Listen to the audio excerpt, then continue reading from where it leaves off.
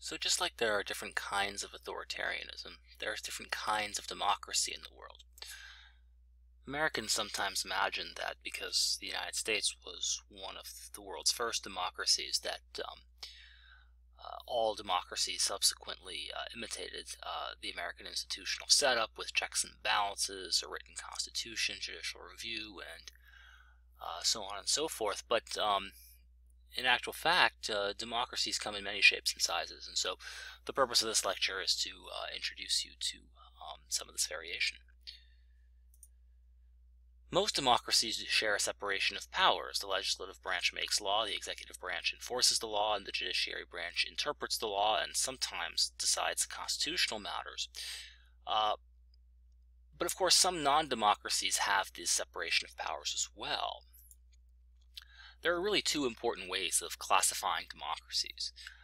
Through their executive-legislative relationships, which yields us a distinction between presidential and parliamentary democracies, and by their electoral and party system, which yields us the distinction between majoritarian democracies and consensus democracies. And so we'll explore these just in a minute. So presidentialism and parliamentarism focuses on executive-legislative relations, right? The relationship between those who implement the law and those who make the law. Under parliamentarism, you have something called executive dominance. The chief executive is often chosen by the prime minister, and in these parliamentary systems, the chief executive is called the prime minister. The prime minister is chosen by the legislature, by parliament or Congress, and the chief executive, therefore, has both the confidence of the legislature as well as executive power. Now, you might say, well, why is this executive dominance if the parliament is choosing the executive? Well, the executive dominates because the prime minister is usually and almost always the leader of the majority party. And if the party truly has a parliamentary majority, then the prime minister has effective control over legislative voting through his control of the party. It would be like if the Speaker of the House was the President in the United States. As you can tell from that example, the United States is in fact not a parliamentary democracy.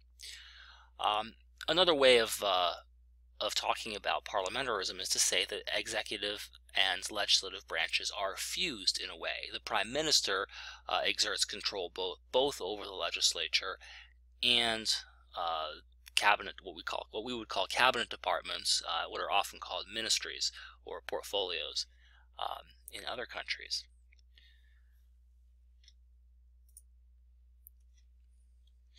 Now, the executive is really dominant when the prime minister has an outright parliamentary majority, and this is often the case in the UK or Japan because their electoral rules tend to manufacture parliamentary majorities. What does it mean to manufacture a parliamentary majority?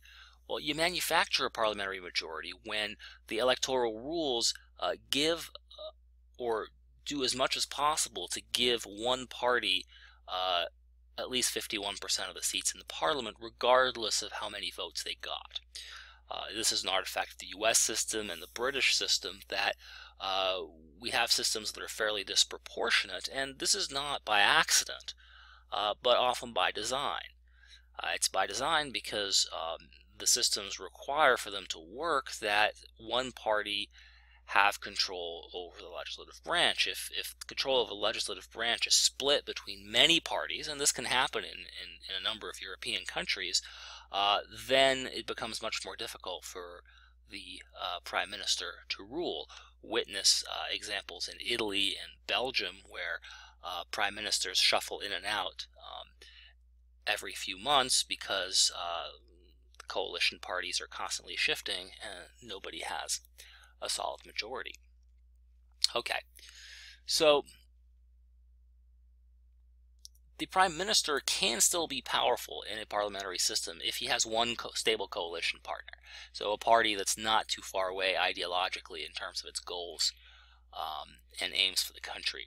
So this is the case, for example, where the SPD, the Socialist Party, or Social Democratic Party, regularly allies with the Grüne, the Green Party, or the Ecologist Party, and the CDU, the Christian Democrats, or Protestant conservatives, ally with the CSU, the Catholic Social Democrats, and the FDP when they are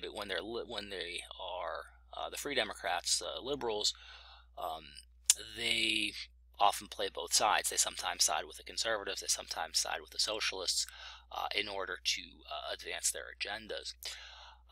The point is that if there's a stable coalition, and if there's certain issue parties, for instance, like anti-immigration parties or ecological parties, that only really have one issue, they can add their vote to the majority party.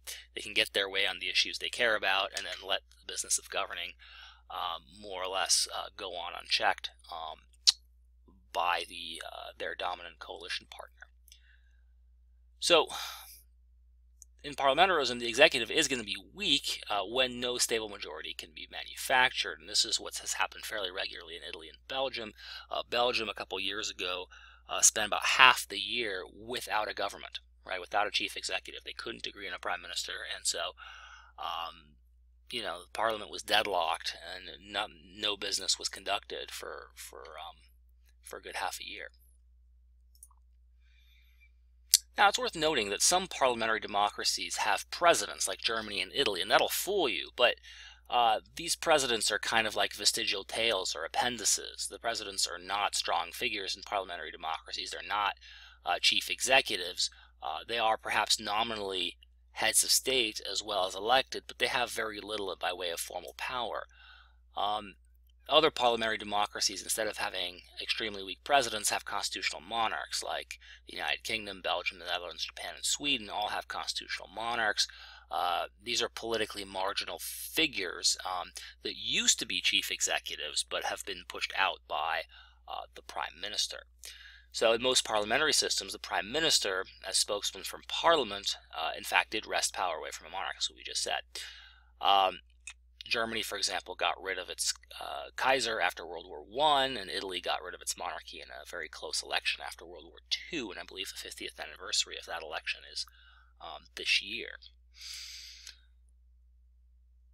Now, parliamentarism contrasts with presidentialism. The presidentialism is characterized by what you might call a legislative-executive balance, or what Americans like to call checks and balances. The chief executive is usually elected separately from the legislature by the population in a separate election. The presidential system, the chief executive is usually called a president, hence it's the presidential system. Each branch here can claim separate legitimacy, and neither depends strongly on the other for its position. So it's a way of playing off one branch of government against the other, and it's a response to fears about concentration of executive power in parliamentary democracies, where a prime minister can be a very, very powerful figure and can essentially do whatever he or she likes, as long as he or she maintains confidence with her party and with the voters. In presidential system, bargains have to be struck between the head of the majority party in parliament, like the prime minister, or in the United States, the Speaker of the House, and the president. In order for any legislative business to occur, generally speaking, you have to have agreement of both branches of government. And so that creates an extra veto player, and often requires compromise. It often requires compromise. Now, somewhere in between these two systems, we have something called semi-presidential systems. This is rare. France and maybe Russia have semi-presidential systems, where executive powers are actually shared between a president who's directly elected and a prime minister selected by the legislature. These systems behave like presidential systems when the president and the prime minister are from different parties. So they sometimes behave like presidential systems with checks and balances when the president's elected from one party and the prime minister leading parliament is from a different party. But these systems behave a lot more like parliamentary systems when the president and prime minister are from the same party. And usually, in France, for example, the executive then dominates. So in France right now, the Socialist Party controls both branches, both the executive and the legislative branch of governments, and so the president is a powerful figure. But when the president was socialist and the prime minister was conservative, like in the 1990s when I was growing up, there was more of a balance, and indeed there was a sort of a division of labor where the president took the lead in foreign affairs usually, but the prime minister took the lead on domestic policy. Okay, now I'm going to break off this lecture here, and I'll have a different lecture on majoritarian and consensus democracy.